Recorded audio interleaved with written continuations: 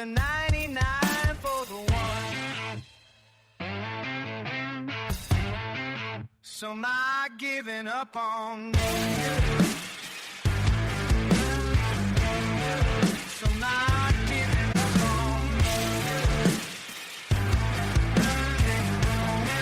So I'm not giving up on you. Hey, this is Chris Rivers, host of 70 times 7. This is episode 8, and it's actually a special edition episode. The first 7 episodes were testimonies from people from South Coast Recovery.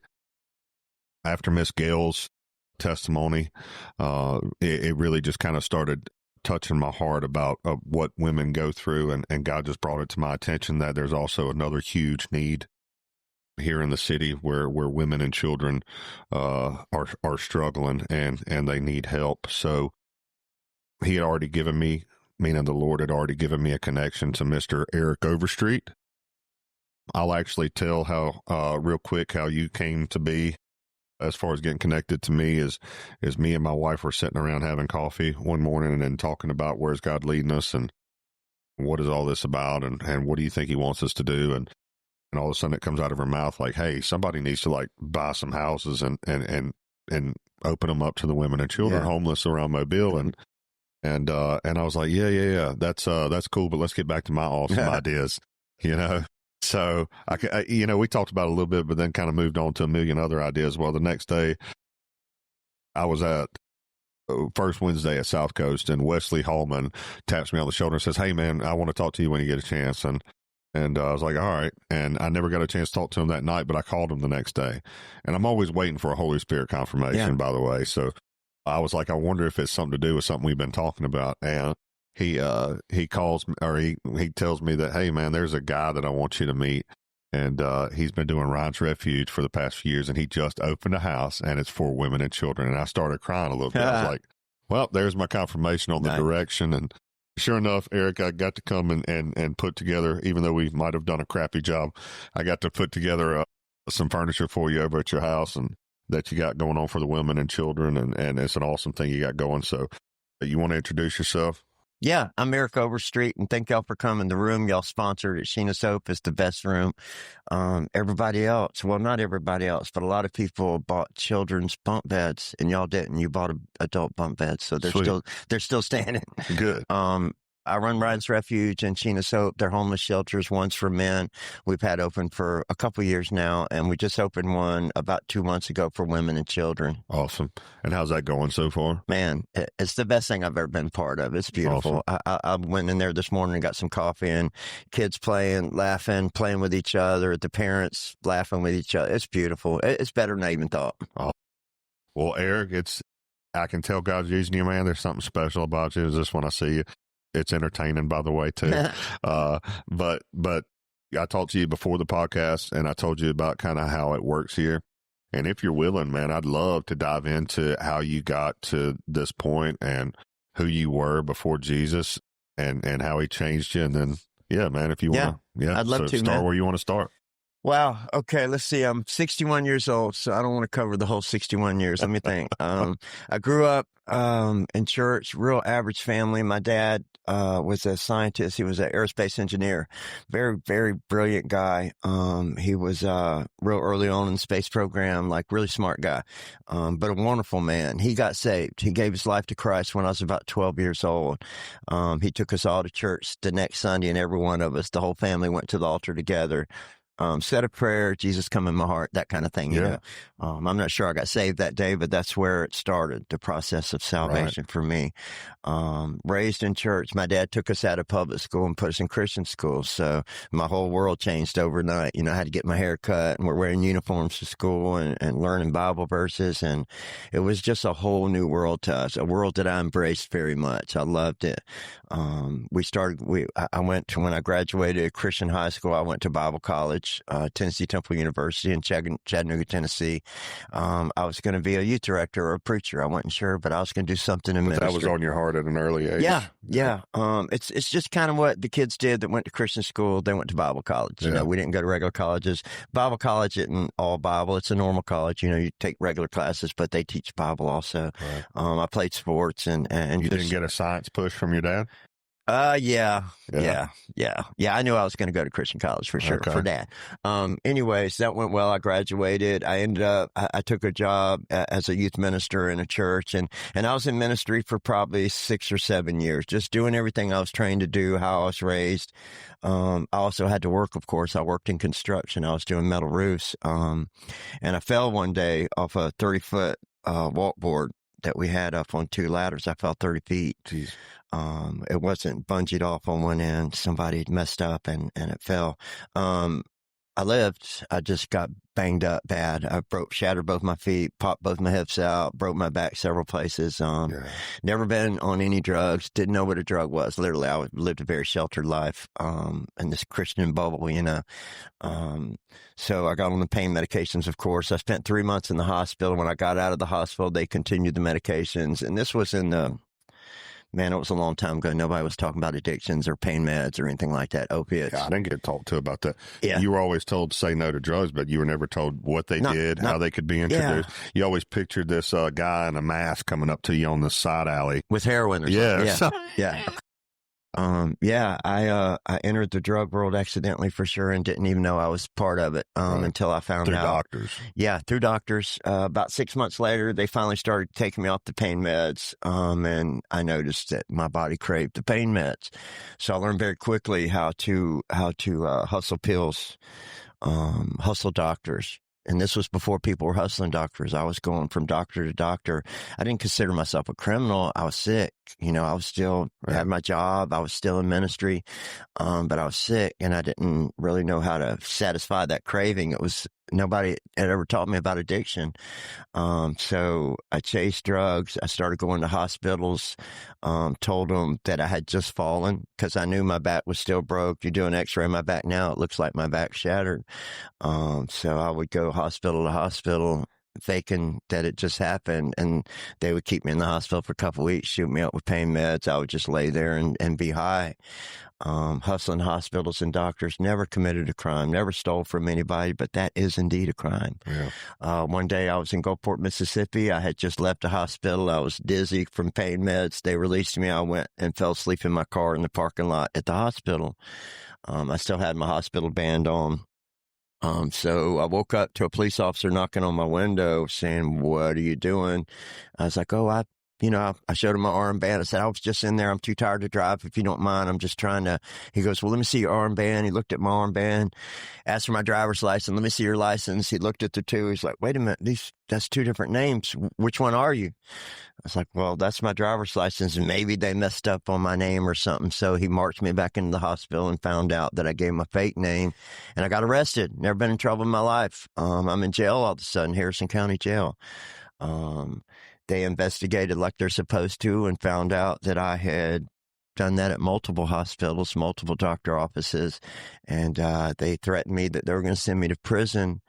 I had never been in trouble, so I didn't really know how it all worked. Pleading, court-appointed lawyers, all that. It was all brand new to me. Did you have any support during that time from your family or anything? I hid it. Crazy Okay. enough. Okay. I didn't tell my family I was in trouble until I was on the way to prison, and that's Gotcha. coming. So anyways, I agreed. I didn't know any better, and I agreed to do a program at Parchman, believe it or not, one of the worst prisons in the United States. I'm this little church guy. And it was a separate part of the prison. It's called Therapeutic Community. You get a little taste of prison life, and you want to see, you don't want it, you know. So I got 5 years based on... Wait, what you just said right there real quick, are you saying that they put you in the worst prison so that you don't want to? Yeah. Okay, but so not it's the worst part of the prison. Gotcha. They Okay. put you somewhere where you can really see and you can feel it, and you're really there. You're on that I didn't know compound. they did that. Yeah. It's called Therapeutic Community. Okay. I got kicked out. They, as soon as I got in there, everybody wanted to fight me. That's what prison's like, just like you've heard. You know, they want to make sure that you don't go home. You don't graduate from that program. It's animalistic. Yeah. So after my third fight, just protecting myself, I get kicked out of the program and I have to go to big boy prison because of it, because I did not graduate. So now I have a 5-year sentence For over my head. defending yourself. I had to. Yeah. Well, I understand. I had no choice. Yeah. Either fight or get beat up. So they made me violate that program and I got kicked out and I got put in big boy prison, the real thing. So now suddenly I'm this kid that's never been in a fight in my life, like don't have violence in my heart. You know, I had to change quickly. So they They took me out of Parchment, thank God, and sent me to Greene County, which is an equally bad prison. It's another state penitentiary. And I ended up doing 2.5 years in that prison. Never served a day in jail in my life before that. Just all of a sudden, I'm in prison. In hindsight, people have told me I should have never pled guilty. First time I ever been in trouble, but I did. They tricked me. I didn't know any better. So, I basically did 2.5 years in prison by myself. I didn't communicate with my family. They found out. They were in shock, and they all turned their back on me. Very much so. I never got a letter, never got canteen, none of it. It was a rough 2 years. Toward the end of the 2 years, once again, I got about 8 months left to do on my sentence, and I got lured into a fight again. I don't want to go into all the details, but a very brutal fight. Some people jumped me, several people, and tried to kill me, like kicking me, punching me, stomping me. And this was for no reason. Like, nothing, this is just nothing happened. Like a animalistic, territorial type thing. Their prisons are run by gangs, and this was a gang, and just somehow they focused on me and jumped me. You didn't choose sides in any of that. No. So I wasn't in a gang. I just slipped up, wrong place, wrong time. And I don't want to get you ahead of yourself, but did you in any way, was you leaning on the Lord at all during this time? Okay. No. Okay. No, I figured God was mad at me, and I'm glad you asked that, because that, just a shame of figuring I turned my back on God, made me not seek God. It made me not pray. It made me not go to church in prison. I didn't do anything. I didn't pray for 2.5 years at one time. Not God help me, get me out of here. Nothing. I thought God was done with me, for sure. I deserve this. I was taught wrong, I guess, because I thought he was mad. So, yeah. And I definitely deserve it. And I felt I deserved it. But, I'm beat half to death. They knocked out several of my teeth, broke my jaw, just kicking me over and over and over, trying to kill me. It's the weirdest thing. Like, I'm laying on the ground, and I'm like, when are they going to stop? Are they killing me, or are they just beating me up? So it did finally end.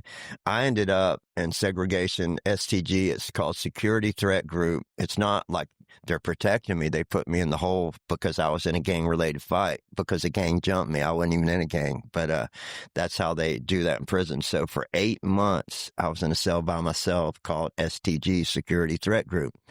This cell is like being in a concentration camp. No mattress, no toothbrush, no nothing. You have nothing in your cell but a concrete slab, and at night they bring a mattress you lay on, and they take it in the morning to take it from you. So it's all concrete.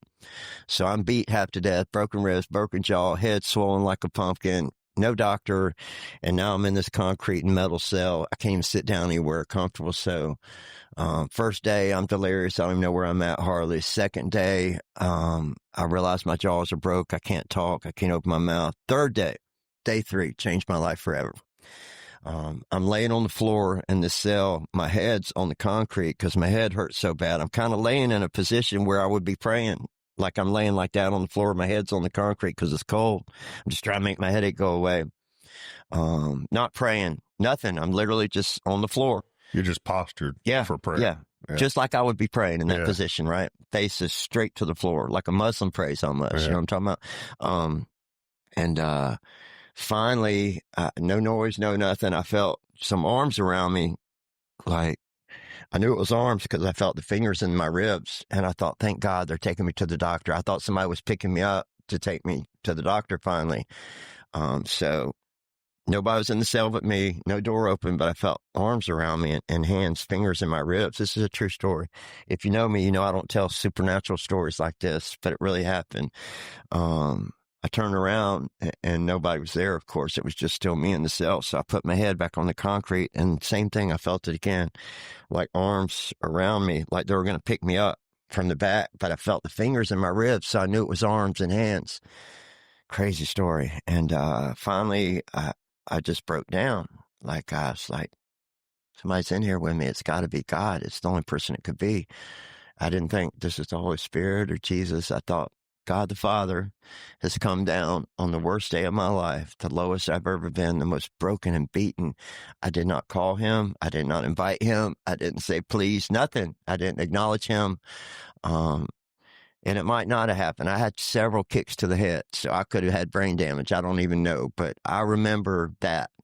And that moment where I felt those arms around me and those hands in my side, something washed over me. Like I started crying. I hadn't cried in years. And I finally called out to God. I didn't say, forgive me.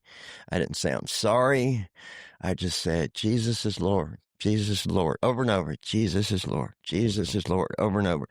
So something changed that day. Like everything changed that day. I'm not saying that was my day of salvation. I'm not sure exactly when. I think salvation is a present tense thing. It's being saved, being saved, being saved when it's used in the Bible. So it's probably not January 28, 1977. I got on my knees in a church and I prayed and I repeated a prayer.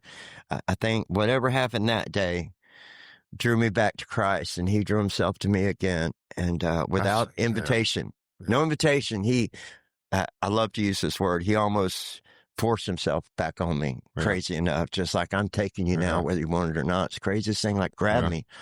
That only lasted about 20 seconds. I told you it lasted. You were to that state of brokenness. And by the way, you're not the only person I've heard this story from.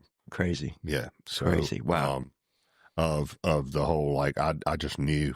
I knew it was him. Yeah. And I could feel God. him. Yeah. And I could just feel him holding me. Yeah. And I've heard that before. And I've asked the question because whenever you're not used to supernatural stories or you're a skeptic or whatever. Yeah, I am. And then you'll be like, well, what did you see?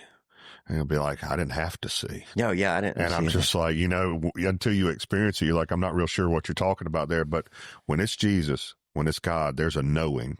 That you don't have to ask. You don't have to. You're just like, thank God you're here. Yeah, I'm sure of it. Yeah. I'm sure of it. And it changed everything in me. So then I had 7.5 more months to do in that cell. I stayed there. They never let me out of that cell until I got out of prison. So it was just me and God. What was how was the mental state you're talking about nothing but concrete in a room for that period of time. Yeah. It was rough. Okay. Yeah, it was as bad as you can imagine. Dark. Like almost a moisture in the air type of thing. You're in the bottom of the prison. It's just really a gross place. A lot of demonic feeling, spirits in that area. A lot of people screaming. Like there's people in there that been in there a long time that have lost their mind, just screaming all the time. So it was terrible, to be honest. But I chose to spend the next 7.5 months singing old songs I remember from the hymn book when I was a kid. I started singing out loud. My jaw's snapping, breaking. They're broke, so they're cracking when I'm singing. But I'm singing anyways. They're still cracked. I never got them fixed. Oh my God! So I spent 7.5 months just me and God. Just us. It's all I had. The guards aren't allowed to talk to you when you're in a security threat group. So you're like John on the island. I had no choice. Like, it's me and God. Like I could acknowledge him and hang out with him, or I could resist him and tell him to go away. But he came without me asking him to come in the first place. So he probably wasn't going to go away. So I promise you, this is the truth. I wouldn't tell you this. I literally, everything that I'm doing now as a Christian, me and God planned it. The 7.5 months, I promise you, like homeless ministry, starting show, everything that happened, and still happening. I've already seen it before. It's the craziest thing. That's why my faith, is unwavering, because I felt like God told me this years ago, and it's just finally coming to life the same way he showed me, and the same thing we talked about. Yeah. Yeah. Now, when you say showed, are you talking about like mind's eye visions? Yeah.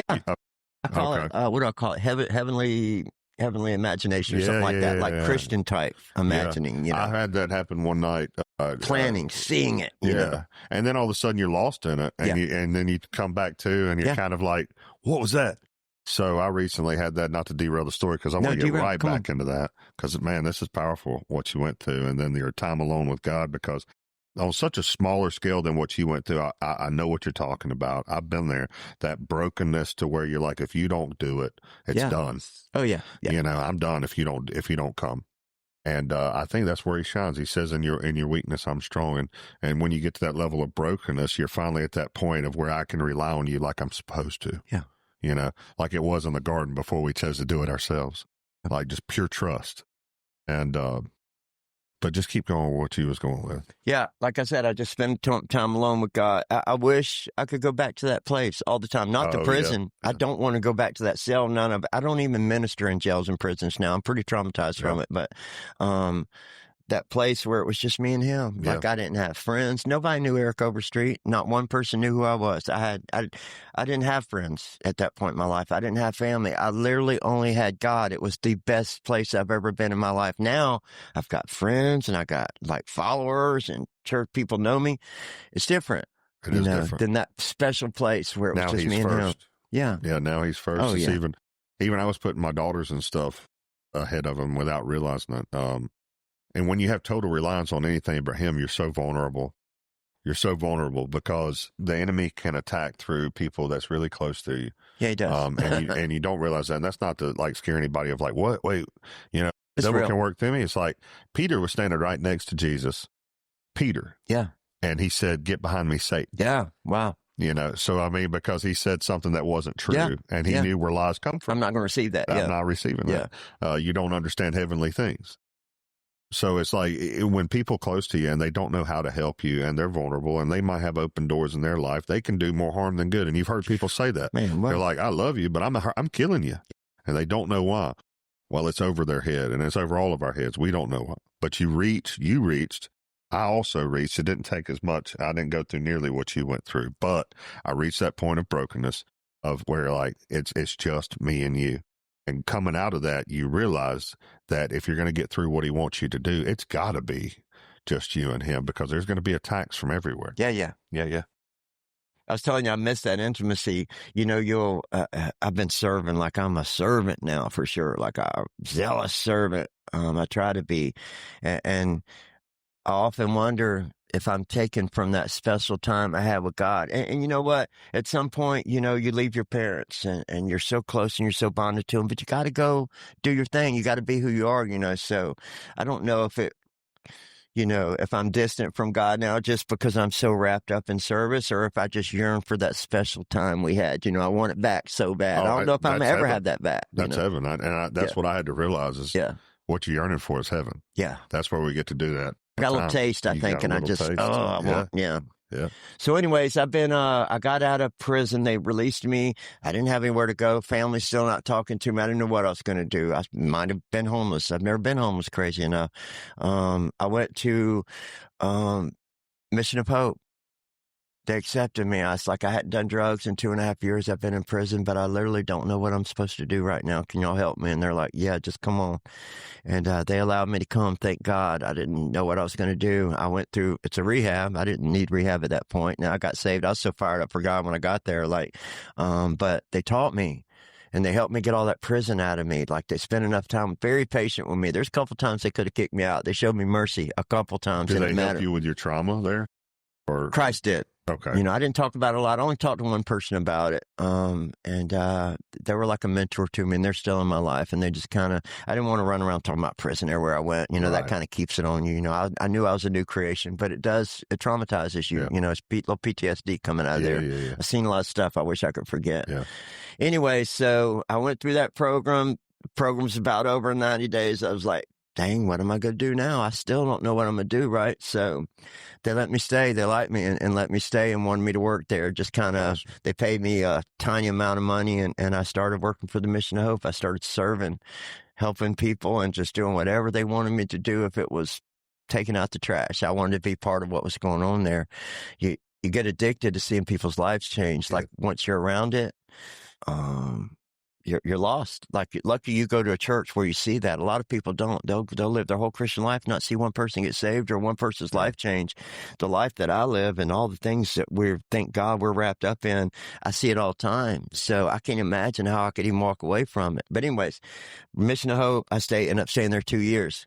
Started doing homeless ministry there just by chance. I was driving a truck for the Mission of Hope and doing pickups. I can't remember what I was doing, but I was in one of their vehicles and I saw a homeless man and a dog standing by a vehicle and I thought they were broke down. So I pulled over like, I want to help them. I'm a nice guy, and I was like, are you broke down? He goes, no, I'm good. It's like, what are you doing? Like, I wanted to know. He's just standing there with his dog.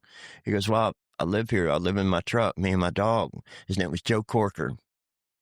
I had never led anybody to Christ since I got out of prison. When I was a kid, we went soul winning and passing out gospel tracts and stuff. So I was like, I'm going to tell this guy about Jesus, man. This is my chance. And, first one out of prison? First one. I led him to Christ. I baptized him also. It's the first person I ever baptized in my life was Joe Corker at Pathway Baptist Church. Okay. Yeah. In Hurley. He was in Mobile, but I took him to a church in Mississippi and baptized him because they let me do it and I wanted to. That's so awesome. I baptized Joe anyways. after that, I started noticing there were homeless people. I never saw them. I didn't know they were homeless. I see people walking down the street. I just figure they're walking. Shoot, there's been times I've walked, didn't have a car, Yeah. So I started just one at a time reaching out to them and basically built a homeless ministry behind that. I've done it for 15 years. I think maybe we were the first group that started doing outreaches in Mobile for homeless people, getting them all together once a month. We've done that for years and years. I noticed at some point, I'm helping the same people years later. Like they're still homeless 5 or 6 years later, the same people, men and women. When I first started, there were probably 300 homeless people in Mobile total. I knew them all. Now there's about 3,000.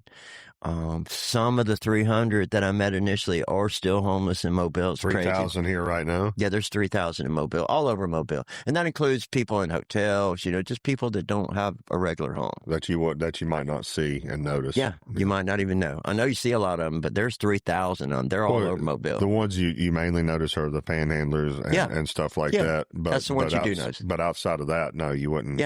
Yeah, they like to hide, Yeah. I could tell a million homeless stories. There's a million beautiful ones. I've seen so much fruit. Anyways. Pick 3 of your best. Or one of your best. Let me think. Okay. So I do cold weather shelters now. Okay. Nobody had ever done that in Mobile. Freezing outside, 20 degrees, and nobody's saying, let's go get the homeless people inside. So click with me. I went homeless for 90 days back in 2022, and I got cold. So I was like, man, somebody got to let us come inside. So now there's churches that do that, and I'll talk about that in a minute. Remind me, because I want to talk about that. Okay. But it was very cold. It was about 20, let's say 20. I don't know. I was still working at the Mission Hope doing homeless ministry. It's freezing cold, and I found out there's a homeless shelter in Bala Battery that would let people come inside. So I called him. I said, do you mind if I go talk to homeless people and tell them they can come inside because they're going to freeze to death, especially with alcohol in their system. They're very vulnerable. They feel warm when they drink, but they're not. Right. It thins your blood. You're going to die. So I'm riding around asking them all to come in, and it's the first time I realized a lot of them won't come in. For whatever reason, mostly my stuff. Like if I leave my stuff, it won't be here when I get back. And that means a lot to them. It's their whole world, that mountain of rubbish they carry around, So I went to a bridge, I-65 Eddie Pawn Shop, I-65 and Government, right? That conglomeration of bridges. I went under there and met an old man. There's only one person under there. He was in his 60s probably. He didn't tell me his name. I was like, my man, you're going to freeze to death. I got a place you can go, blah, blah, blah. He's like, no. This is everything I own. I have family in Baldwin County that might come get me. I might have a place to go. And it's 20 degrees. It's deathly cold. And there's a breeze under that bridge too all the time. Wind coming through there. It's terrible. So, I talk to him, I beg him, I do everything but pick him up and drag him into the car, and he won't come. He's just not going to get in the car. So I said, well, I'm going to be back when I get through checking on people, and I'm going to check on you. So I ran around for another couple hours. We got a lot of people inside that night, and I couldn't get this guy off my mind.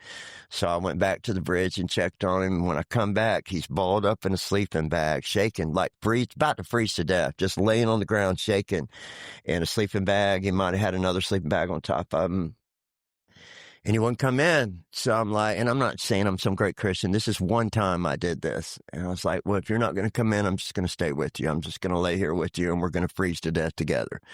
So he had another sleeping bag. I put it right next to him. Oh, dang. He called you on it. Yeah. Oh, yeah. He didn't. I mean, he was literally probably going to freeze to death. Because I would be expecting you to be like, no, man, I'll come with you. And then I expected him to say no big deal too, but he allowed it. So I went in and did it. I wouldn't have minded if it said no, So I got the sleeping bag. It was probably about 10 o'clock, and I got right next to him. We're almost touching. We're that close to each other, and we're just laying there. We don't even talk.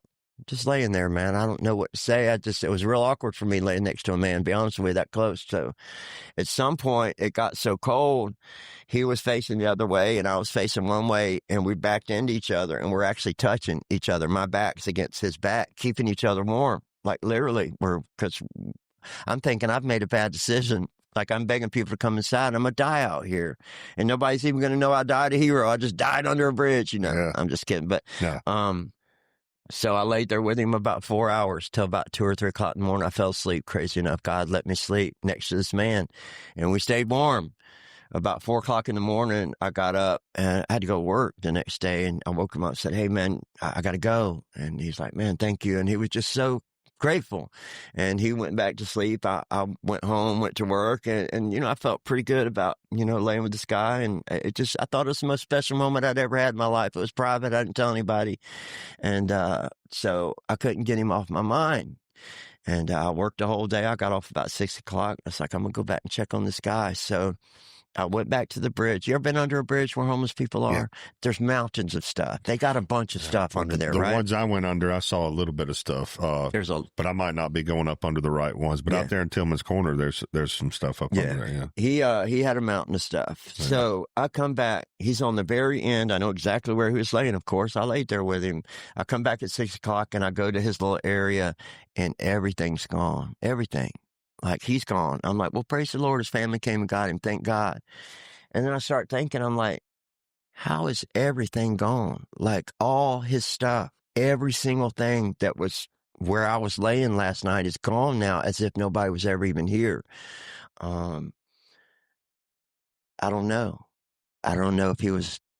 Dude, don't tell me that's how it I ends. swear. No, he was gone. And to this day, I don't know if he was even really a person or an angel, or if it was something God was trying me to see if I would do it, or if it was just something that was just something I'll always remember. And he really was a person, and his family really did come get him. But the math on that, like, how did they come get him and take everything that was in it? Was a pickup truck full, at least, maybe more. It's a lot of stuff.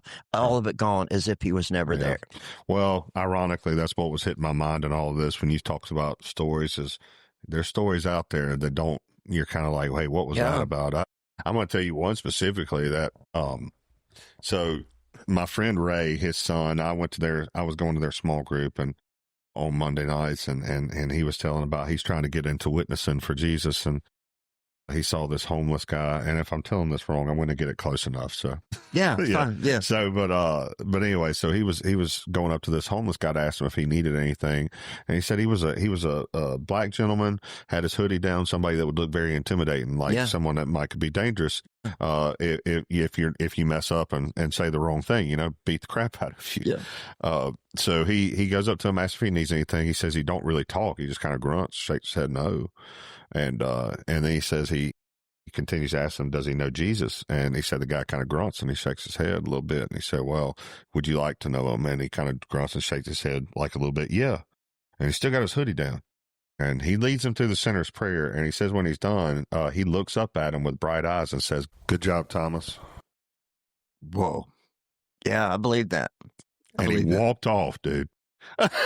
And I only believe that because I've had things happen, like it's just inexplicable things. And I've seen stuff like that online. I don't know if you listen to like the Sean Ryan podcast. Yeah, I knew that. But you'll hear these Navy SEALs that helped this man and said, when that guy looked up at us, it was the face of Jesus. Wow.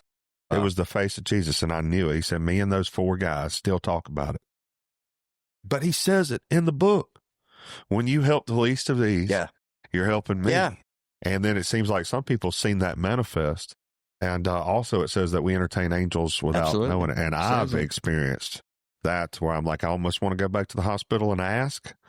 But I know that this lady looked at me and then looked at my wife and said, I thought I was here for her.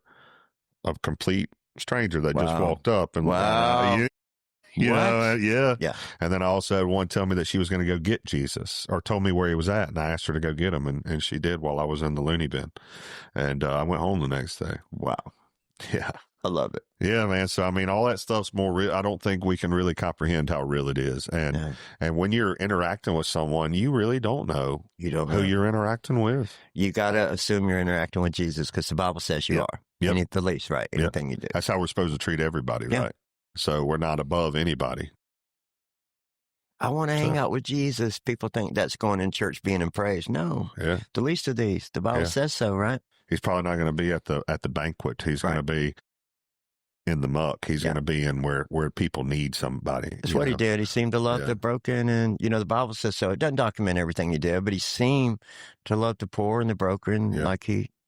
Well, and this is where it starts getting like really confusing on how we view it, is the ones that he was the hardest on. Like Jesus was loving. He said that I'm gentle, and he took pity on the sinners and the ones that would follow him around. Like he took pity on them. Yeah. But at the same time, the one he was hard on was the self-righteous. Yeah, church people. Yeah, the Yeah. ones that thought that they knew what God wanted. Yeah. Thought they knew and were well versed. Yeah. And they were so caught up in the rules that they couldn't even see that, hey, God's here. Yeah. In the flesh, Yeah. like right in front of you. Yeah, the Pharisees were whipping boys for sure. But if you look at the Pharisees, if people call you, hey, you're a Pharisee, that's actually a compliment. They were very, very righteous people. Like Jesus even said, if your righteousness does not exceed that of the Pharisees. Right. So it wasn't like they're horrible people, but Jesus was just trying to show them your religion ain't enough and you love it too much. That's right. Because it makes you proud, you know? So, yeah. Yeah. So it's pretty awesome, man. That's the reason I'm excited that this is where it feels like the Lord's kind of leading me to help. I'm excited to sit here and talk with you is because I do believe that this is what he wanted. You could sit at the high tables, and God's kind of revealed it to me while I've been thinking about taking his name in vain. A lot of people think, and I talked about this on the last episode, that you're talking about the word like GD. Don't say GD. Yeah. It's not that. No. I don't believe it is. No, I don't think. Because God, is a title. It's not his name. Yahweh, Jesus, those are names. But at the same time, I think it's saying that when you use his name for vanity, when you use his name for your own reasons. So if you've got that Jesus sticker just to get business, or if you've got this just because I want a bunch of money, then I think that's what it's talking about there. Don't use his name in vain. So when you think of it like that, you're kind of like, be careful. Make sure that your heart's postured in the right place. Make sure it's truly following and not trying to lead Jesus. Yeah. Yeah. Yeah. I can be both. Yeah, me too. I thought about making a shirt, Eric, that just to prove a point, but I don't want people to get confused. It says on the back, if you follow me to heaven, you'll go to hell. Nice. That's right. Just to where people ask about it. And it's like, good. No, you follow him. Don't follow me. Yeah. So I met y'all maybe 2 years ago. I'll talk about Wes for a second. Yeah. One of your pastors, Pastor Wes, just shows up at Ryan's Refuge one day. I can't remember how he heard of it or heard of me. I think he saw that we did a cold weather shelter one day at Theodore Church of God when it's cold, and he kind of saw it on the news and it's like, who did this? Who should I talk to? And real quick, how did you start that? Good question. I told you back in 2022, I went and lived with homeless people for 90 days. I wanted to get to know them better. I wanted to know if a homeless person could end up not being homeless. Like, is there help for me? So I literally stripped myself, sold everything. I didn't have a penny. And I went one set of clothes, went and lived under a bridge, same bridge I was just talking about. Where the dude, yeah, where the guy cool. was. That's so cool. I figured I'd go back there, Yeah, see if he showed back That's up. That's where I started. Yeah. Ooh, man, that'd been crazy. Golly, you gave me chills. Anyway, what was I talking about? Why'd I say that? How'd you start Ryan's Refuge? Yeah. So, no, the cold weather shelters. Okay. So I'm out there. I went October 1st, 2022, about mid-November. I'm about to freeze to death. I'm like, man, I didn't even think about the cold. This was a bad time to do this. I'm getting a lot of attention, homeless on purpose, meeting people. And all of a sudden it's freezing cold. I'm like, dang, this is a bad idea. What am I going to do? So I start making videos saying, hey, churches, buildings, business owners, why are you going to let us stay out here and freeze to death? Open your freaking doors. I lost some friends doing it, like Christian friends. One's a pastor. Like, what are you doing? Like calling me out on Facebook. I open my door when I want to. So, I'm pleading, please, like, why? We're going to freeze to death. Like, it's 20 degrees out here. You got buildings, open your gymnasium. And somebody did. Pastor Vic at First Baptist Chickasaw, the very first church in Mobile, Alabama, to let somebody come in when they're cold, opened, and it went amazing. We had 100 people there, and it went amazing. People got saved. People didn't go back to the street. We Nothing dangerous happened? Nothing. Not even a clogged toilet. It was amazing. Because, that's the excuse against it. Insurance. There's many reasons. Yeah. Oh, insurance. What do you mean your insurance won't let a homeless person come inside? What are you talking about? Because they don't have a home? That's crazy. Anyways, and they might think it's insurance. I don't know, but churches. Well, I know they talked about like at the Superdome, like when it was done or whatever, like they had defecated on the turf and all that stuff. Yeah, and that was, But at the same time, it's like, man, if that's all that happened, clean up the poo-poo. And have bathrooms in the Superdome. They were clogged up, so where were they going to poop? But, it wasn't like that at all. Very spirit-driven. Then the next time it got cold, a few weeks later, Revive Ministries opened 2 of their churches, and Theodore Church of God opened for the first time that year. The following year, we decided, there were several churches that wanted to do it, but it was easier if we got them all together in one place and everybody came together. So we used Theodore Church of God's gymnasium when we had 200 people at a time in that gym. It was amazing. People, 30 or 40 people a day going to rehabs and going home to their families. We're giving people bus tickets. It's the most amazing thing I've ever done, that shelter that year. Anyways, that's how it all started, just screaming, begging churches, hey, I'm about to freeze to death. If I wasn't so cold, I wouldn't even it might have not crossed my mind, but now 2 months before winter, I'm already nervous thinking about, oh my God, we got to keep it warm. So I heard next week gets pretty cold. It's probably going to do it again. Yeah. Generally what we do, if it's going to be cold for more than 2 or 3 days, we're going to go ahead and open up and do it. If it's only cold for 1 or 2 days, sometime we'll help them get a hotel room just to get them out of the cold, stuff like that. And it's a scary thought real quick to just dive into that. Imagine how you would feel if you was literally wandering the roads, not knowing if you were going to be able to get inside tonight. I crossed that one time in my life, getting off from Loxley, Alabama's exit, and I saw a guy, and it was already about 20 degrees. And I was just like, God put it on my heart, and I was about to get on the ramp, and I stopped, and I reversed. I said, are you trying to walk to Mobile? And he goes, yeah. I said, do you have a place tonight? No, sir. So I went around and took him to the hotel, and I was like, hey, 2 nights for this guy until this cold front gets out. But that guy, without God putting it on somebody's heart, I don't know if he makes it. Yeah, he froze to death. And that might have been an angel also. You never know. So, people will freeze to death. Your body temperature only needs to drop 3 degrees for you to get hypothermia. It's a real thing, especially people that drink. So now we got multiple churches that open when it's cold all over Mobile. Waterfront Rescue Mission does.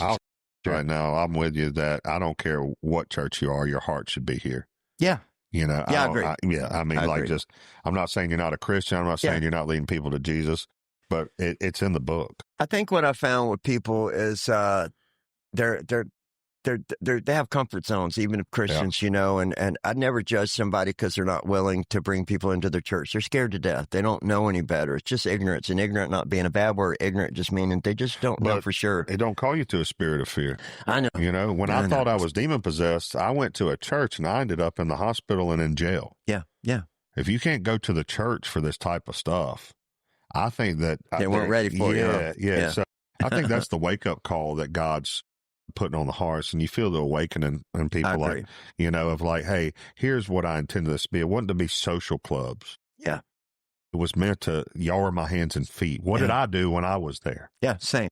Yeah, if you look like what he did, we want to do the same. But there's wonderful churches now. I personally believe I wouldn't give church a hard time. I just think the ones that don't do it it's fear. And I know we're not supposed to be fearful, but they've seen stuff, and sometimes some of the homeless people are have mental illnesses, and people are scared of that. I'm scared of it. Schizophrenia, the person that has it is scared, like it's a bad thing, like it. People believe things that aren't true, and it's tough being around. I have my own beliefs on that. I haven't got to talk to you about this, but I was on the inside of that. Like, they were trying to diagnose me. Yeah. And because my mind, I'm not going to say my mind wasn't broke. I mean, I was going through a lot, and everybody turned on me, or what I can perceive, everybody turned on me. I know there were people trying to help me. But at the same time, people were hurting me without even realizing it. I got my eyes open to the spiritual of like, hey, something's going on here. Yeah. This is feeling very coordinated. It's not feeling accidental anymore. Like it's a coordinated attack through multiple people. Yeah. So, but I also was open to the idea of maybe this is what crazy feels like, because you don't know till you're there, right? Yeah. I truly believe that schizophrenia is spiritual in its nature, and doctors can come against me if they want to. I was sitting in the seat. And they were throwing bipolar, schizophrenia, everything they could think of. Yeah. And guess what the diagnosis was based off of? Right. And you think about how spiritual this is from a spiritual mind, what I'm about to say. All I had to do is accept what they were labeling, and I was that. Yeah, exactly. Yeah. So if I would have accepted what they were trying to convince me I wouldn't be able to arm myself today. There you go. You know what I mean? That's how wow. They would have kept going with it. Oh, yeah. I even think it's asinine that to pass the crazy test, it's based off honesty. Well, if the person's crazy, then you're relying on their honesty to diagnose the crazy. You know what I mean? It's schizophrenic. Their honesty is absolutely tainted. it's out the door. And then they ask basic questions for like deep depression of like, do you blame yourself for things, or have you lost interest in old things? It's like, who hasn't? Yeah, of course. You know what I mean? Yeah. Like when God calls you to step away from the games and step into real life, you're going to lose interest in things you used to have interest That's in. right. You know, it's like I used to enjoy video games, but now he's like, hey, I hope you enjoyed them. Time's up. Yeah. You know, so anyways, I just wanted to throw that out there for anybody that's wondering about schizophrenia and stuff. I heard the voices. I didn't know what they were, but if I wouldn't have thought of them as demons, God knows what would have happened, but I was able to fight that in my head, you know, through prayer and through leaning on Jesus to get out of it. But I heard the voice tell me like, hey, your wife's about to drown your baby. Go in there and punch her in the face. Yeah, and, so you know that's real. Like, absolutely. I believe it's spiritual. I believe everything's spiritual. Well, so. and it's not just a voice either. What people don't realize is those things are trying to make that your reality. They see the scenario in the other room, and now they're going to tell you something that when you walk into that room, you're going to see a scenario in a totally different light. So when I walked in, my wife was standing there and my baby was next to that tub. So that it's almost like they're, and you think about how demonic Hollywood is, it's almost like they're setting up a scene and you're the main character. Yeah, I believe that. And all of a sudden they're trying to change your reality based off of what you see.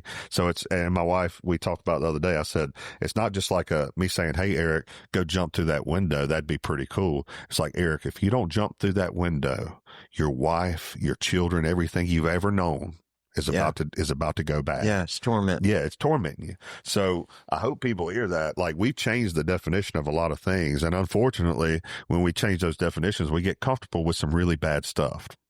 You know, like medicine don't fix any of that. And they tell you that. They're honest. And I believe I heard somewhere to where that's part of the trick is when you're doing witchcraft or something, you have to be honest with a person about what you're about to do. So most of it's in your face. You just got to pay attention.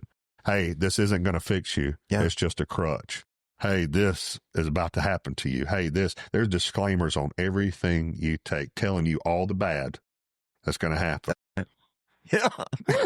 Doggone it. Yes, mental illness is a big thing I saw on the street when I was out there. I didn't know that either. You know, I've been ministering on the street for 15 years, but it was just, you know, going out once a week, seeing them for a minute or two apiece, and you don't really get into all that and get to know them well. When you hang out with them 24 hours a day, you see the mental illnesses on them and the spiritual warfare. And, you definitely feel the demons fighting for them. Like they definitely want them. They want to kill them or torment them, and they don't want for all of us. They don't want them to be free. Yes, if they could get all of us there. Yeah. I mean, they would. Whichever way you want to go, they'll let you be rich if that's going to get you to hell. They'll let you be poor if that's going to get you to hell. Smart, you know? Yeah.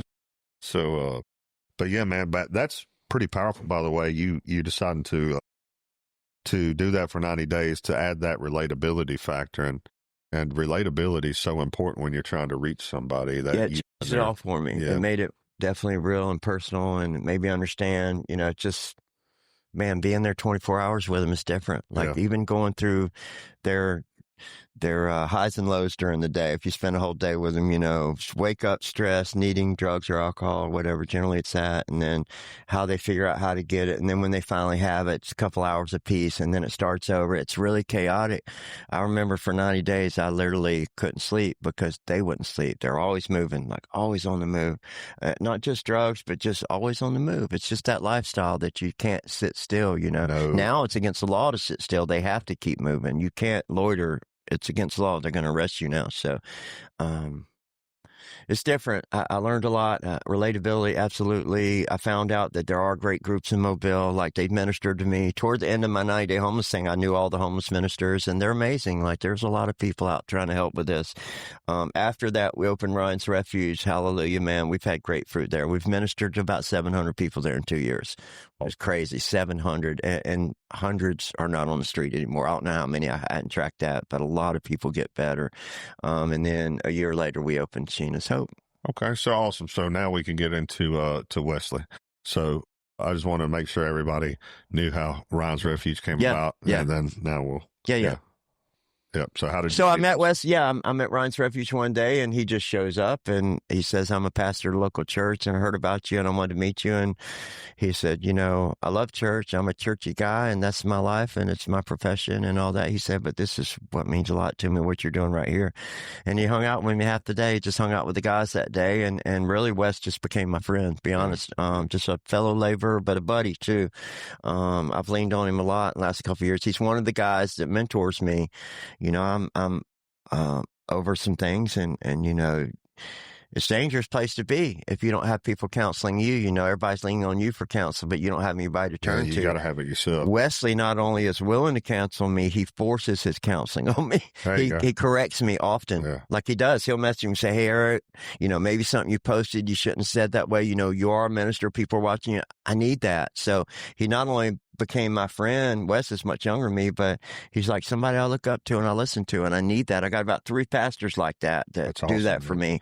me. And everybody needs that, no matter who you think you are, because we're all human, Yeah. and counsel helped pull me out of some situations. When you're coming out of getting your butt whooped by the devil, you'll go Mormon, you'll go Jehovah's Witness. Oh yeah. You go whoever's saying Jesus. And Yeah. luckily I had people in my life that were like, "Hey, let's stick to the Bible. Let's make sure that it's the word. It's not someone else's version of the word." And something so similar, it's still send you to hell, but it's so similar that you grab onto that instead of the real thing. That's right. How'd it happen? How'd you find South Coast? All right. So coming out of my situation, my mental attack, and this was at a point to where it was happening in every facet of my life. How long ago was this? Almost 3 years now. Okay. And me and my partners were against each other on everything I'd ever worked for. I'd done everything I could to try and lose my family. And I was just blind to it all. It was all coming to an end to where, who knows, I could have been homeless. I went from being able to afford anything and spend money on anything to my card was declining for a Red Bull.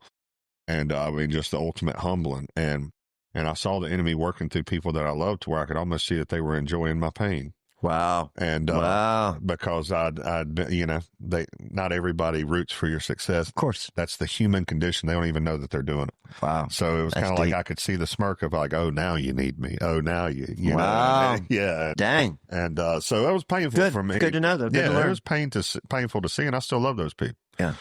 If Jesus didn't love his enemies, he wouldn't have died for us, right? Yeah. So that's what God's changing in my heart is I was to the point where I could have, I hated those men that were my partners. I looked at it as it was all their fault, right? Yeah. And I knew I had my faults in it, but I looked at like, hey, y'all were willing to take it to somewhere I wasn't willing to take it to. And God's got my heart now to where I forgive them and not only forgive them, but I hope the best for them. And I thought about one of them last night and I almost got choked up. I was like, man, I did love that dude. I think that's why it hurt the most is when you love someone and then the enemy uses them.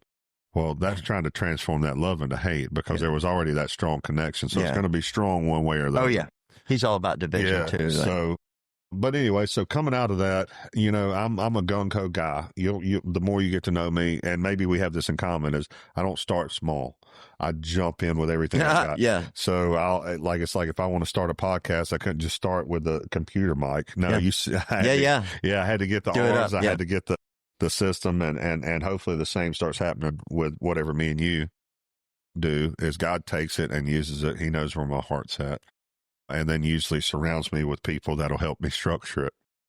And so I come out of it and I'm like, well, I want to go cast out every demon known to man. That's just my mentality. It's like, I want to, anyone that's suffering, like I want to go up and I just want to bam out of you, bam out of you, bam out of you. And God just slows me down. And this isn't like audible conversations. You look in hindsight and you see like, oh, I get what you were doing there. Yeah. And so there he stops me and he's like, how about you start by getting back into church? It's been like 10 years. Yeah. Since you've been going so this don't happen again. Absolutely. So let's start small, right? The thing I don't want to do the most, I want to go big. He's like, we're going to start small. Okay. And so I was like, I switched my prayers. It was from these like, hey, give me the power. I'm ready to go get this, holy water Gatling gun and just, to, well, which church? And it was like 2 days after I started praying for a church, a guy named Ernie Quinley, a guy that was the dad to one of my best friends growing up. And he walks up at Outback, and me and my mom and my wife are sitting there for my mom's birthday, I think it was, or something. It's either Mother's Day or birthday. And he says, hey, I usually go to the early service, but for some reason today, I'm coming from the 11 o'clock service. And he says, you need to go with me and my church to Selma, Alabama. And, man, I'm so broken at this point and unplugged from what's going on in the world. I mean, not watching news, not watching nothing, that I don't even know what's happened in Selma. I mean, I'm just, it's this big spiritual battle. Well, when you're going through a big spiritual battle, nothing else really matters. So when I woke up that next morning at 4 or 5 a.m. to South Coast Church when it was on Cody Road, I asked the guys there, and I'm not scared to ask stupid questions. I do it all the time. I asked them, I say, what happened in Selma? And everybody laughs. And then I look back and I'm like, no, for real. Like, what happened in Selma? They're like, well, there was a tornado. Because I was at the point where I didn't care what it was. Yeah. I just wanted to go God's way. You know what I mean? I didn't care what the disaster was. I cared that I'm ready to choose sides. Yeah. Nice. And so anyways, I went that day in Selma. And we got to see the devastation from the tornadoes, and we was out there cleaning up and helping people, and it felt good, Yeah, of course. Like when you're doing the Lord's work, your mind really takes a break. Yeah. And you don't think about the theology and all that other stuff. Yeah. You're just like, this is what I was made to do. Therefore, the hands-on work. Yeah. The real stuff. Yes. Yeah. Yes. So, while we were helping, I got to talk to people, and just people were so nice and just showing you, and God's good, and just, man, it was such an awesome day. I was able to tell some of what happened to me to a friend on the way up, and he was kind of looking at me like, crap, I've been through that stuff before. Yeah, like, I don't, it's real. And he didn't even, I was telling him about it, and it hit him so much that when I went into Hardee's to eat with everybody else, he stayed in the truck and read his Bible. Wow. Like, that's how he knew. Wow. Like, hey, you ready to get back in the word real quick. Yeah, let me get back real. real quick. Yeah. So, I mean, it's nothing to take lightly. And I was still in that point to where I was just spatting it out like, hey, listen, at the crazy crap that's happening to me. I wasn't really, to that point of Christianity or mature enough to realize that, hey, maybe you should tone it down on the bad things that happen to you and glorify Jesus a little bit more. I like that. Yeah. I like that. So I was just getting it out there to see people's reactions to make sure that everybody knew, like, hey, here's what I saw. Am I crazy or am I not crazy? Yeah. And sure enough, it turns out to be real. Wow. But so I meet Will Travis at this gathering in Selma, and at this while we're helping them clean up their yards. And he is the leader of a small group on Thursday nights, which is where most of these, where the idea for this podcast came from. Yeah. And it's called South Coast Recovery, and it's for recovering addicts. Nice. And I was never hooked on drugs, but I did dabble. And a psychedelic was what let the evil spirit in that was really torturing me. Yeah. And then when I drank, I mean, I just drank insane amounts. Yeah. It wasn't like I drank every day. Binging. But yeah, when I drank, I binged. So I was like, you know what? Regardless of what the semantics were of my situation, I am in recovery. Oh, yeah. So, I went to his group, and man, I was just able to confess my story.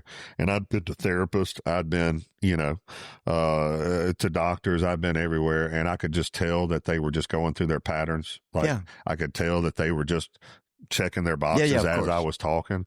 And I didn't like being treated like that. I didn't like just being one of your studies. I didn't like just being, did I match what you think? Yeah. You know what I mean? You don't know me for real. Right. Yeah. You're just checking boxes as I'm talking. I could do that to anyone and make you into anything. Right. So the church, that group was the first one to where they were looking at me and hearing me as a person. And not only that, they know the Bible says it. Therefore, it was kind of, God was using it to open their eyes. Nice. And I could see it. Like, they were like, we've never heard it said like this. Good.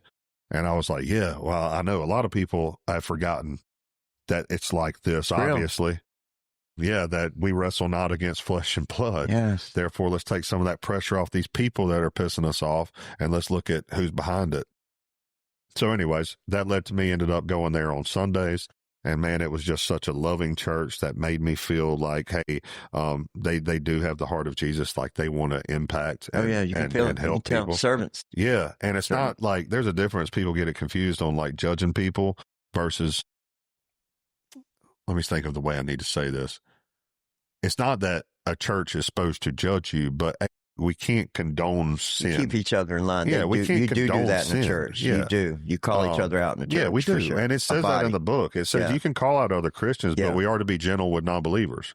Yeah. Because they don't understand. Completely different. Yes. Yeah. So It's kind of like, you know, you don't come to Jesus after you clean yourself. You come to Jesus and ask to be clean. Yeah. So, I mean, and I felt like that's what South Coast was. Pastor Nice. John, a very open, honest, Oh, yeah. you know, preacher. And I've never Great been, discipleship there. man, Walk you the whole small way. groups The whole way, yeah. changes everything. Yeah. It was like, because a pastor can only be intentional with so many people. Yeah.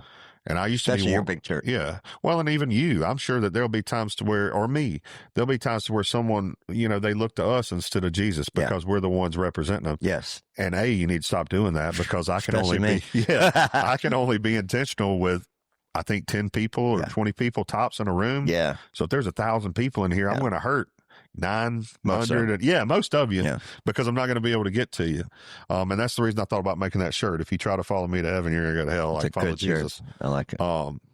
But anyway, so Pastor John made the small groups. Never been part of a small group, but that does allow you to kind of section off from the main congregation and get to know each other. Yeah, of course. So which you can get people you can be intentional with. Yeah. I've never plugged into a church like I have plugged into this church. And of course I had the devil whispering, like, because I want to see a revival so bad I can taste it, to where he'll try and get me to be like, hey, well, why don't you go chase one? Yeah, I got you. Well, then God will show me the verse. Chase one right out of your church. Yeah, absolutely. Yeah, like, what if I want to start one here? And then that next sermon, ironically, and I hadn't talked to the pastor, is about staying plugged in your church. Yeah. You know, so I'm kind of like, oh, okay, well, I guess that's what I'm supposed to be doing here. But man, I've seen that church impact a lot of people, especially that small group. That people will come in just feeling they've got that shame on them. You've probably seen the same stuff you've seen, like they're the only ones that could be this bad of a person. And then they confess it and see people aren't looking at them with the eyes of condemnation. But hey, been there, brother. Yeah. So that's why we open these shelters, especially Sheena. So we want it to feel more residential than like institutional. It's a house. You've been there. Yeah. Y'all sponsored a bedroom in the house. That was wonderful. I had different groups sponsor the rooms, but we want to keep it small and intimate. Residential feeling, family feeling. We want them to take ownership of the house. There's a place called McKimmey Place, wonderful place in Mobile, but it's more institutional. We're smaller than them. We want to keep it like that. You're talking about small groups. We like to keep probably no more than 10 women and 5 or 6 children, and they'll hold a little more than that, but we want to be able to concentrate on the people we have and actually help them. They form communities. We like that. I've seen it at Ryan's. There's like 40 men at Ryan's Refuge right now. Awesome. Have you been there? Yeah. Yeah. We, imagine 40 people being in there. Yeah. You were there that serve day. Yeah. It's jam packed, but what happens is, they like it. They form a community. They all take little roles. You don't even have to tell them how to do it. The leaders rise to the top. The followers follow. It's a beautiful thing. The places almost manage themselves because the communities start taking over. You know what I mean? So, and I saw them doing a Bible study when I walked through there the other day to talk to them. That was super cool. It, man. We got great groups coming in. Of course, it's all women. We don't have men coming in minister to the women, but I can't, there's like 15 churches involved with us already as far as sending people to minister and stuff like that. It's been amazing. It's a community effort for sure. Right. So let's get into, I want you to really paint the picture because you can paint it like no other, I'm sure, what these women are going through. Man. And children. Yeah. So most of what I have right now, let me just talk about my group I have right now. I got 13 women and 6 children. Most of the women that are in my shelter right now were living in cars with their kids. Some were in hotels and they called me and said, hey, my room's about to end. We're going to be living in a car, living on the street. So, in fact, every adult that I have there right now that has a child, before they came there, they were living in the car with that child. What do they go through? Women on the street, period. You know, I just went back and did another homeless thing. I don't know if you followed it, but I did 30 days homeless again in August. I didn't know that. Yeah, it was hot, man. It was a bad idea. Yeah. So hot. Anyways, I noticed this time when I was out there, I've always known, but just so many women. Like, where'd all these girls come from? Like half, 50-50 men and women. So I started talking during the 30 days saying, man, we need to get a woman's place open, get a woman's place open, get a woman's place open.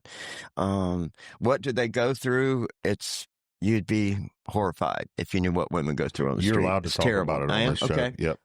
They all get trafficked. The men pass them around. They take turns with them. Any given day, a woman will be with a different man, but they're always with a man. There's no woman that's going to walk around by herself. There's always some man that For comes to them. protection. Yeah. Well, call it protection. They yeah. hope to be protection. And somewhat it is, it prevents other things, but it's not usually good. There's addiction involved and violence and all kind of stuff. All the women have been raped multiple times, every one of them, everybody you talk to, even the older women that you wouldn't think would get raped, they get raped too. They get beat up a lot. I was having a conversation when I did the 30-day homeless thing, when I was talking to 3 homeless girls, and I just noticed suddenly that all 3 of the homeless girls only had one eye. They all had one eye. Like there was 3 girls and 3 eyes. And I was like, wow, that's crazy. So I asked them, like, what happened to your eyes? Like, why do you have one eye? Every one of them, violence. Their eyes got knocked out. Yeah. On the streets. So.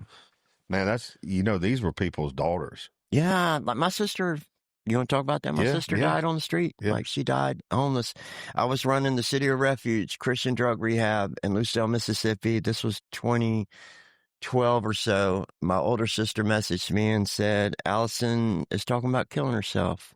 My baby sister, like she's always 10 to me in my head. She was an adult then, but she's still my baby sister in my mind, right? She had been using drugs for years, was basically living on the street. And I was like, hey, I'm busy. Let me text you back in 10 minutes. My own sister talking about killing herself. I'm like, I'm busy.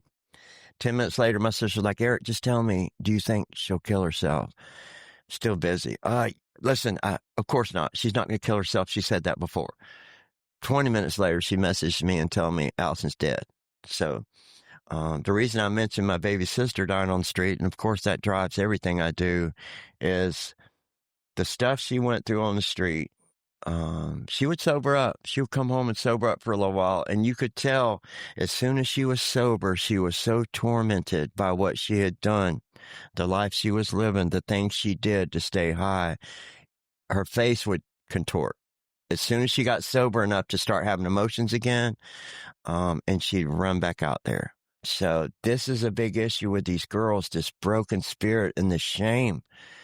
Imagine, like even a man, if you were being passed around like a woman, they're all mothers. They all got kids. They all got moms and dads somewhere.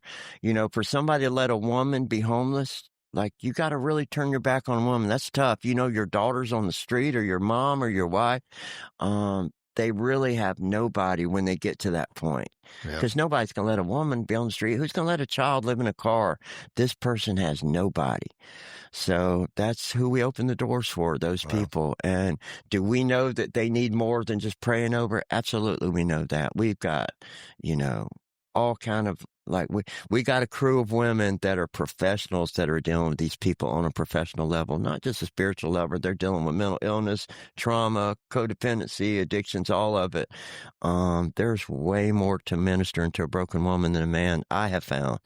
Men somehow just, I don't know, men take licks and just bounce back, it seems like. I don't know. Or at least we act like we do. Well, it's a different breed for sure. But man, I know God's given me 2 little girls for a reason. It just changes your perspective on how God must look at females versus how men look at females. It's heartbreaking. It is. But we're the hands and feet of Jesus, and that responsibility, lies on us. And if we'll listen, he's got a plan. Always does. Always. So, and I know churches, like I've talked to South Coast, and they do the best they can with the funds they got. But I'm praying God opens up something different here, because the people are the church. And I've been talking recently, and this isn't trying to demean the church at all, but the building is a community center for the church. Yeah. Like that's all it is. The church is the people. Yes. God blesses churches with buildings, but I'm praying that he's got something special for these people that's been going through that, because that evil that you're hearing Eric talk about, that is the heart of the devil. Yeah.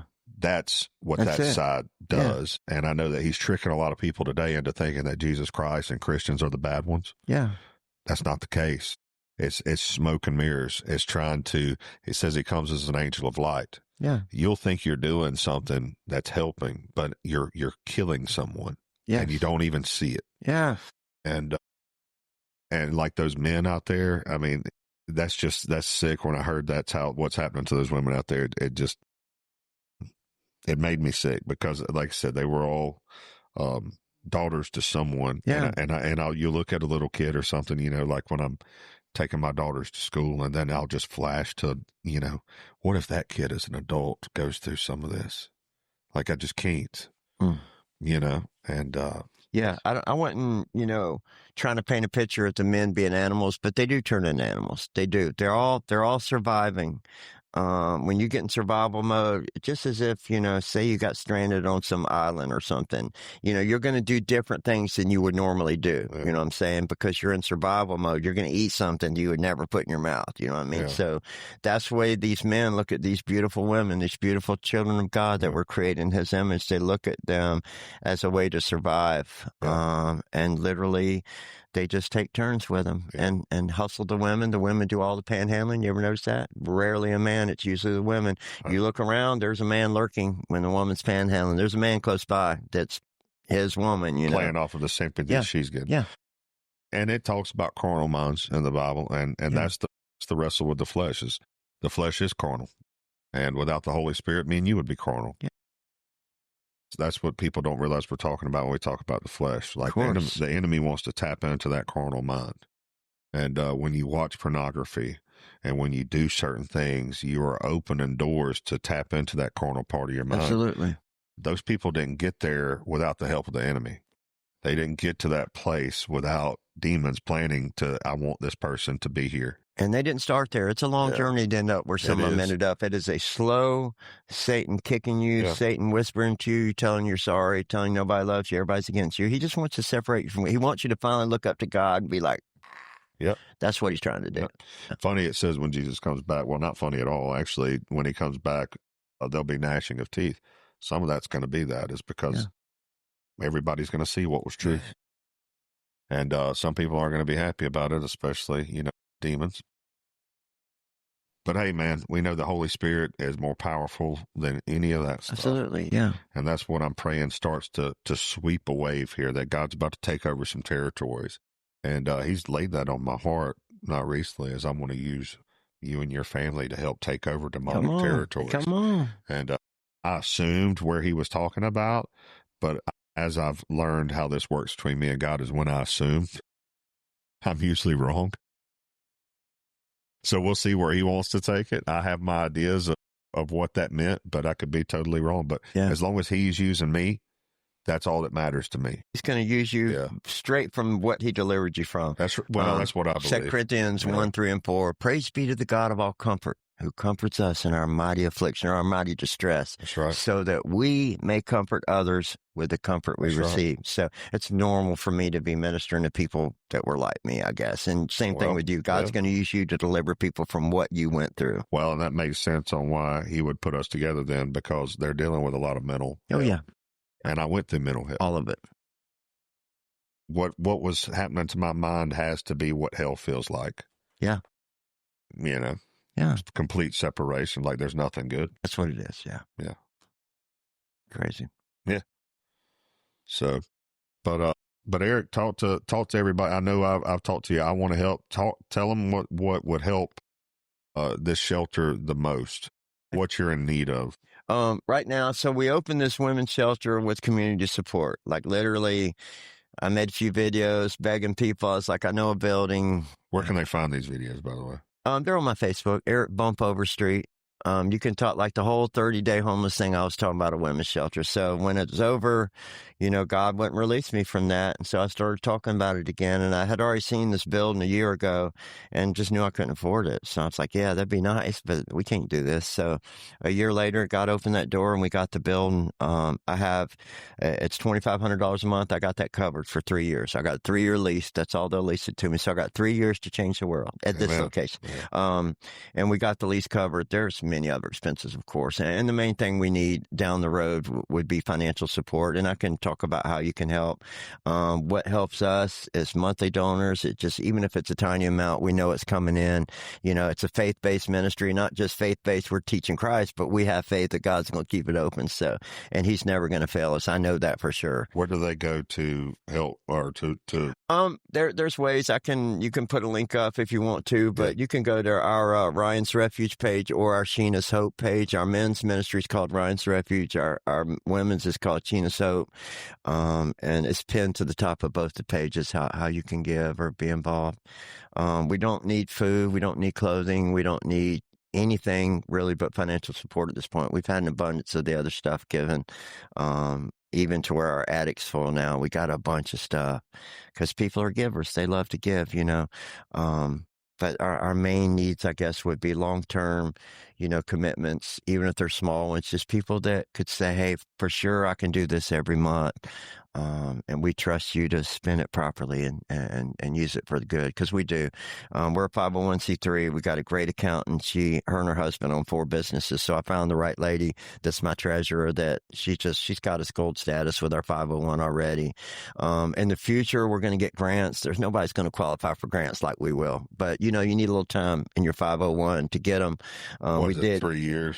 Or one. Well, we got approved for the opioid settlement grant. We got $150,000, but it's a reimbursement grant. It's complicated how you get to use it. There's only a few things you can spend it on, and you have to spend the money, and then they'll give you back. But the good thing about that is once you get a grant, it puts you in a category where you get grants because they can track how you spend money when you're given a grant. So we're excited about that. That's going to happen sometime early next year. We're not going to be able to do $150,000, but you know, we do know that we have some money we can spend, we'll get back. So we're coming around, you know, we're going to be financially sound one day. We're not quite there yet, but, you know, God, I promise you, we're taken care of. We know that. But, you know, I guess if we had a need, it would be that. And the ways to do that would be either contact me, Eric Bump Overstreet, or just look at either of our Facebook pages, Sheena's Hope or Ryan's Refuge. And okay. Yeah. You had also mentioned about coming and spending time with do you want to put that out there? Yes. I have one of the greatest needs at the men and the women's home, and you were talking to me about this earlier, would be one-on-one relationships with my clients, mentors, somebody they can turn to, somebody they can call when they're thinking about leaving, going to use again, somebody, you know, that can answer a question about the Bible when they want to talk to somebody about something, you know. I have a camper at the women's place. I live there now just because I do security at night, but I don't interact with the women at all. I don't let men do that. We're just trying to keep men away from them for now. But I need women at the women's home and desperately need men at the men's home. These men are fatherless, most of them, almost all the same. We got a bunch of under 25-year-old men now, just a slew of them all of a sudden, fatherless, you know, just need direction, need a man in their life one-on-one. So if anything, the amazing South Coast Church could do, y'all got amazing volunteers. Y'all been out and volunteered before. Right. More than coming and cutting grass and painting, I need spiritual fathers to these men and spiritual mothers to the women. Yeah. Well, hopefully, you know, this helps get that out there. Yeah. And I know I'm going to help any way I can. I feel God pulling me in this direction. So we're going to keep throwing stuff. I got to meet your wife. Your wife's who I need to be hanging out with. Isn't she the one that wants to get involved in? Yeah. This was her idea. And, you know, I mean, let's not put a limit on what God wants to do here, right? Yeah. I mean, one of the things that you could use is more houses. This place, literally, I can only hold the amount of people I have now. I have 11 women on my waiting list right now with kids. It's heartbreaking. There just need to be more space. I'm not going to start begging for more buildings right now because we're still trying to stabilize what we got, but it is very necessary. These people won't help. They don't want to be on the street. You're going to see, like, if you're passing out food today, right? Isn't that what y'all are doing? Yeah. If you see a homeless person, ask them if they want to be there. That's a misconception of all misconceptions. They love that life. They want to be there. It's not true. Do their habits make them end up there? Of course it does. It doesn't mean they want to be. Like, they won't help. And the best way I found to help them is to get them away from those circumstances, bring them inside, and disciple them. You know, you can't. It's hard to change somebody when they're in the pit, you know, when they're in the fire.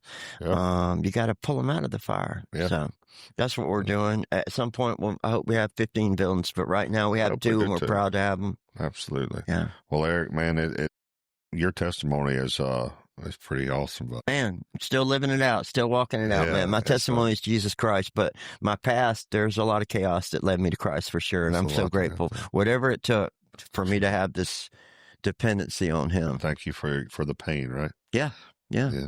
Well, brother, I'm glad that we got connected, and Me too, you man. know, hopefully, this touches people's heart when they hear this. Yeah. Not a lot of people know what's going on. I pass a homeless person every day, and until God started putting it on my heart about the women, I never noticed them. Yeah. And then I started seeing them. They're It out was there. like the veil was dropped, and all of a sudden I'm like, there's a lot of homeless women out here. Women on the streets, heartbreaking, and children too. Yeah, I've seen children in tent. Well, and I do want us to do that thing I talked about. I've already talked to, even if South Coast doesn't, there's about 4 or 5 families I know that we want to get the kids to go get the gift and actually present it to the children. That'd be wonderful. And maybe also we'll give some money to the parents to let them go out and pick out something Even to better. give to their kids. Even better. That'd be I know beautiful. we're going to do that. Yeah, like we can get kids for gifts for our kids, and a lot of people have asked. We want to do that. We want them to have a wonderful Christmas this year.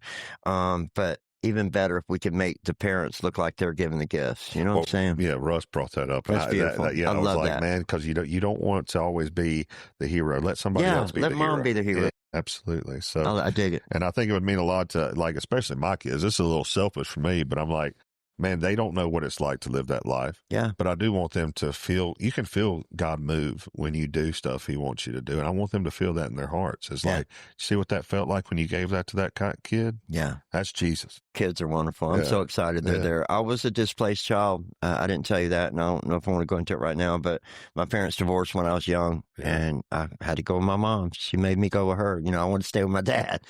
My mom struggled. She never knew how to work. We lived with relatives on couches and stuff like that. And the thing I remember, God bless my relatives if they hear this, they were good to us.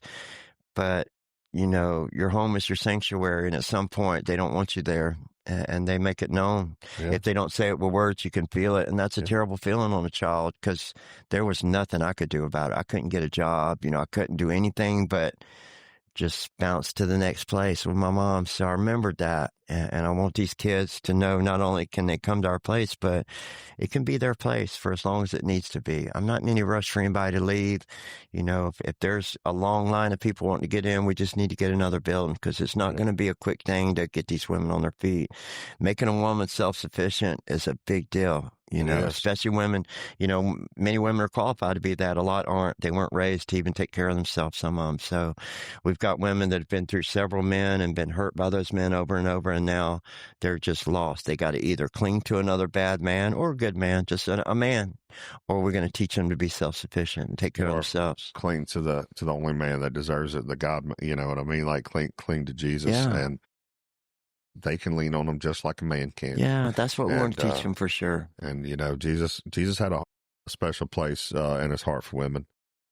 I mean, like, you looked at Mary Magdalene, and you look at the Nazarene, not the Nazarene, but the Samaritan at the well. And, there were deacon women's in the Bible. You can almost picture like a homeless population, like doing the same thing that they were about to do with stoning the prostitute. How quickly we are to condemn. Yes. And then He stepped in and, hey, have y'all sinned too? So first one of y'all that hadn't, let's go ahead and stone away. And and Jesus was homeless, so was on purpose, so I guess He had a heart for it.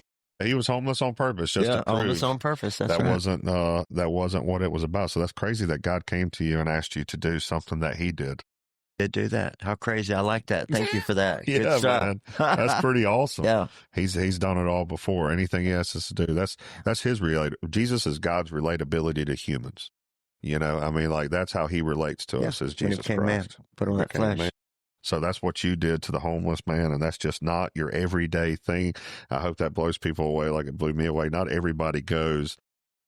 And I know mine wasn't intentional. I wasn't like, God, make me crazy so that I can help crazy people. Yeah. It was, I mean, I was forced into mine, but it was my choices that led me there. So it's not like God forces you to go through the pain. He knows you're going to make the choices to go through it, and He has already planned how to use it. How to make it good. How to make it good. Yeah. He makes bad things good. Yeah. And so I don't want people to misconstrue like, oh, to follow God, I've got to go through it. No. You might have already went through it. You just haven't given it the credit it deserves. And now he wants to use what you've already been through. Even the people that hadn't been through it. I know people that hadn't been through it and they feel guilty because they're not one of the ones that's been through it. Common misconception that somebody has to go through junk to be a minister. Absolutely. You do not. The most beautiful testimony is 12 years old, I gave my life to Christ. I never used a drug or alcohol. I married the woman I loved. I've been married. That's the most beautiful testimony there is. People want to hear the junk like I just told you because it's different than what they've done. Impact. Beautiful thing is Christ changes lives and he changes them completely. I tell you, the testimony I want my children to have is the one that you just said. Right. Not the I never had to go down that. Yeah, I never had to go that way because Daddy went through that way and he was able to tell my me. My dad did it for us. Yeah. I can tell you. We're it not ain't going to worth do that. It, you know? Yeah. But one of the things I can say too is when we describe stuff to children and to whoever doesn't understand this kind of stuff is no one ever like went into details with me. No one ever, and I know that can be icky, but like at a certain age, I wish someone would have told Somebody me. needs to. Kids are smarter than you think. Yeah, they are. And they're getting a bunch of junk off TV. You might as well be teaching them serious stuff because they're hearing different. Yeah. Yeah. Of like, hey, this stuff is real. Yeah. Hey, I'm not going to lie to you. Sin is fun. Yeah. Like, I'm not going to tell you that. Oh, like, you know, I mean, like it's going to satisfy you for a little while. But at the same time, it's wrecking you in the background, just like high blood pressure. You know what I mean? Like the doctor says, hey, you got high blood pressure. It's killing you in the background. You don't even, that's right. That's sin. It's killing you in the background till finally you have a heart attack. But Eric, man, it's been a blessing. And, Me too, man. And I can't wait to see where God takes it from here. So, let's go. Tradition is I let the guest pray us out. To do that. Thank you. Yep. Thank you, Lord. Oh my gosh, you're such a good God, and you're so good to me personally, Lord, and you've been good to our ministry. Lord, I pray you pour your spirit down upon both ministries today. Let our people know they're loved by you.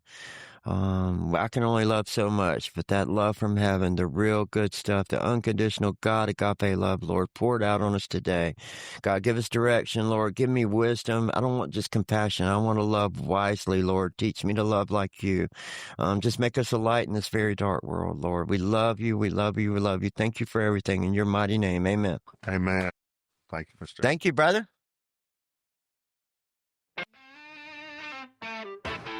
Up on.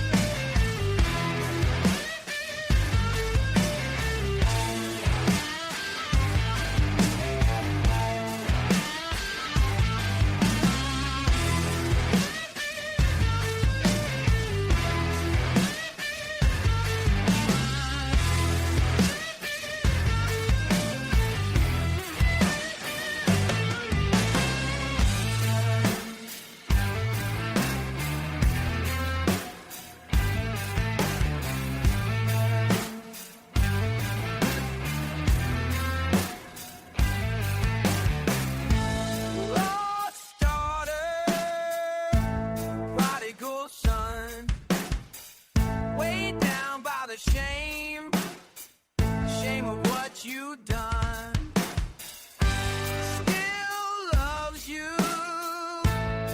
You leave the 99 for the one. So not giving up on